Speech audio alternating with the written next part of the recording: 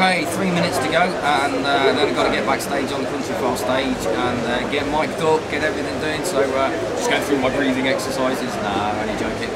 We're on there doing some foraging talks, so a little bit nerve-wracking, but I think that's perfectly natural whenever you're going to talk.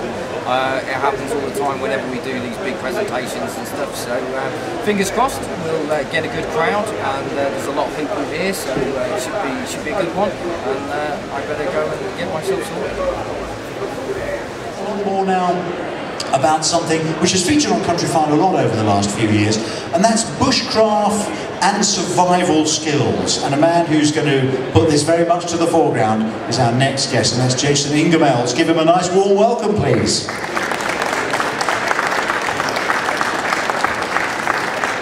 Jason, how are you? Good to see you. I would shake your hand.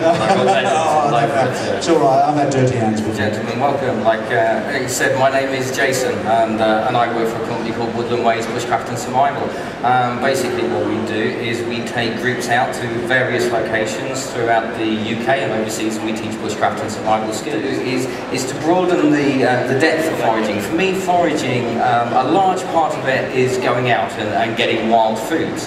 And I'd like to concentrate a lot, because of the nature of this show, a gardening show and a food show, this thing works perfectly together, is to have a look at some of the things that you might find whilst you're gardening, as well as out in the woodlands and in the hedgerows. But for me, foraging is very, very broad and wide-reaching in the nature of the work that I do. I'm not just looking for food. I'm also looking for other elements. I'm looking for medicinal plants, things that can help me maybe to staunch bleeding. I'm looking for material that I can use to construct shelters with, to light fires with. If I have to go out and rub two sticks together to get fire, I'm sure you've all seen it done on the television, then I need to be able to choose the appropriate materials for me to work with. But unfortunately, before we get into all of those exciting stuff, you've got to do the boring science bit first. The key things for us when we're out foraging, there are two key acts really. The first one is the Wildlife and Countryside Act, 1981. And what that says is that it's illegal to uproot any plant without the permission of the landowner. Okay. And that plant extends across the whole.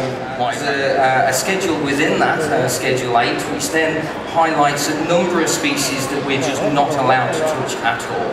Okay, a common example of that is the bluebells. But luckily for us, from a foraging point of view, a lot of the favourite of mine is the elder. This one has a whole host of different uses for us, and if anybody wants to talk about alcoholic beverages, come over and have a chat with us at the stage. But this time of year, they're getting towards the end of their useful bit of life. Wood sorrel.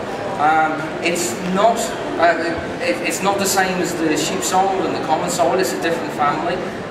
There's a little bit of a clue in the Latin name, in the oxalis, is that it does contain oxalic acid.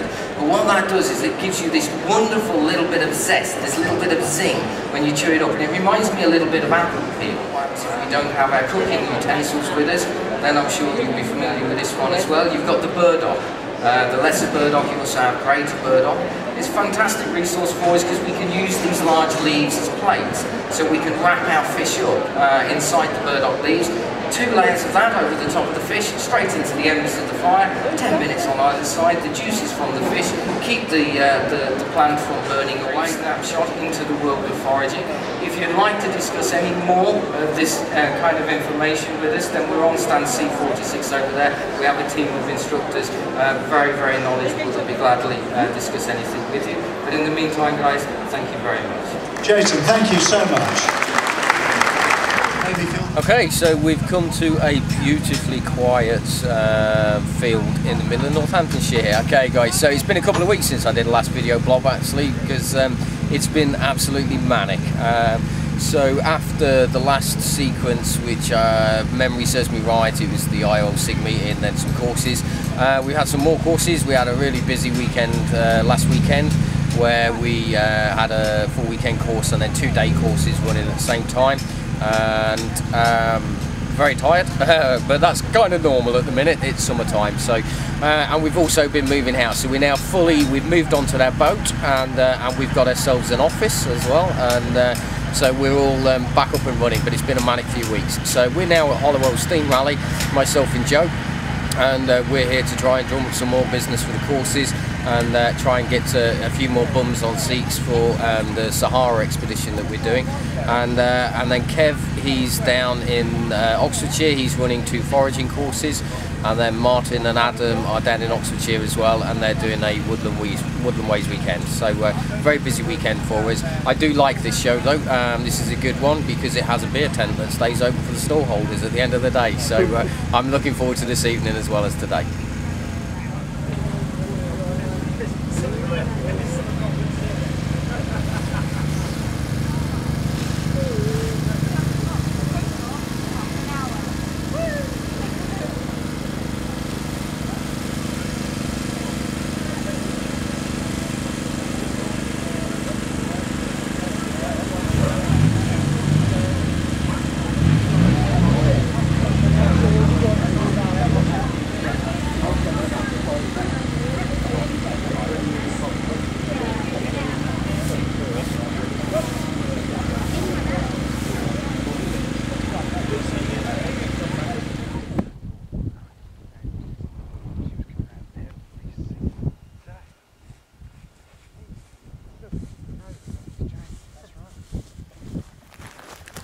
Okay, so we're up on the Kinder Scout Plateau and we're doing our navigation course. So the guys are, at the moment, they're doing pacings and walking on magnetic bearings, and we've done some leapfrogging.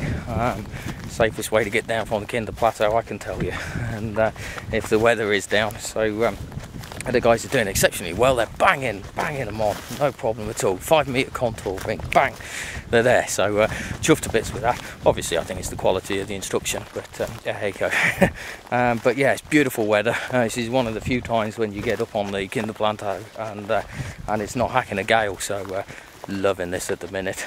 Bit of an early start this morning though. That was a 4:30 AM start. We finished the show, got back last night about 9 o'clock, and then phew, straight away around again, and off we go up to the Peak District. So yeah, knackered, loving it.